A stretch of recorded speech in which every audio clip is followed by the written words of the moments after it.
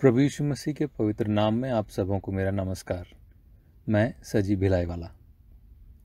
आज का संदेश मेरे लिए थोड़ा मुश्किल सा है, फिर भी आप लोगों के साथ बांटना चाहता हूँ। प्रार्थना के साथ सुने। हम जब प्रार्थना और निवेदन करते हैं तो हमारी ये उम्मीद रहती है कि हमारी प्रार्थना सुन ली जाए। हम जो कुछ भी मांग रहे हैं, हमारी मांगे वैसी की वैसी पूरी हो जाए। शायद विश्वास इसी को कहते हैं। जब हम मांगते हैं तो मान भी लेते हैं कि वह चीज़ें हमें मिल गई। साधारणतः मनुष्य की प्रार्थना एक बड़ी लिस्ट होती है, ये दे देना, वो दे देना, उससे बचा लेना, ये कर देना, वगैरह वगैरह। मगर हम ऊपर वाले के काम करने का तरीका समझें तो जान लेंगे कि ऐसा नहीं होता।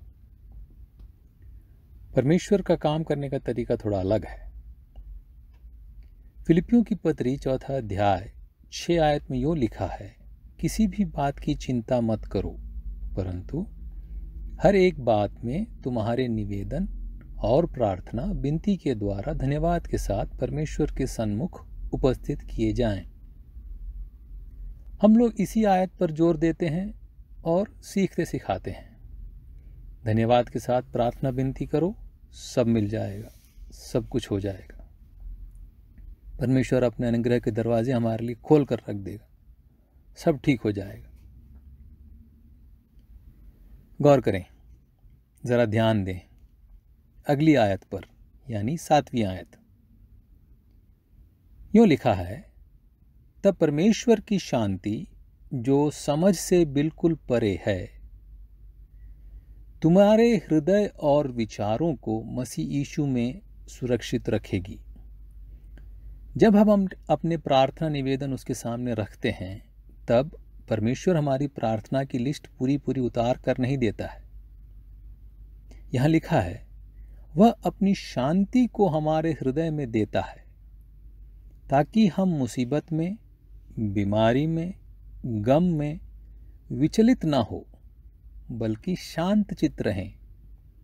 वह ऐसी शांति को हमें देता है जो मनुष्य की समझ से परे है। दूसरों को समझ नहीं आएगा कि आप इस बड़ी मुसीबत में होने पर भी इतने शांत कैसे हैं।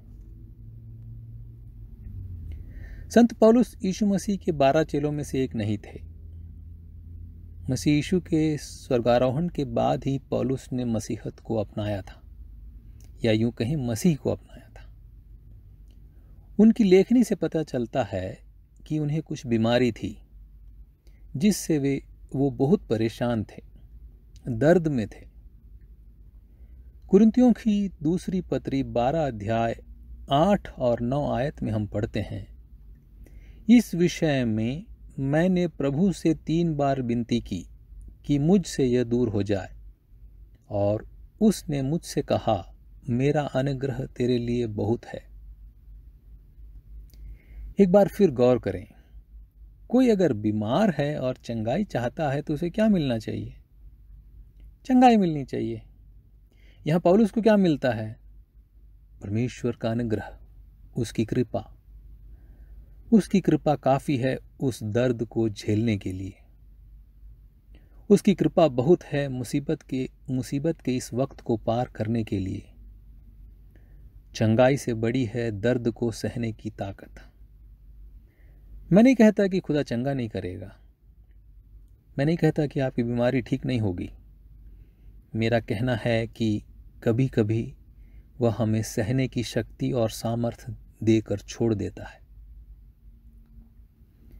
जब आप और मैं इस महामारी से गुजर रहे हैं, हो सकता है हम बीमार हो जाएं।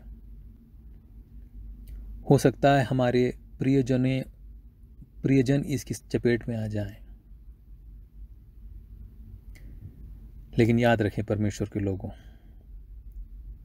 कुछ भी क्यों न हो जाए, वो अपनी शांति से हमें भरेगा ताकि हम इस कठिन परिस्थिति को पार कर सकें।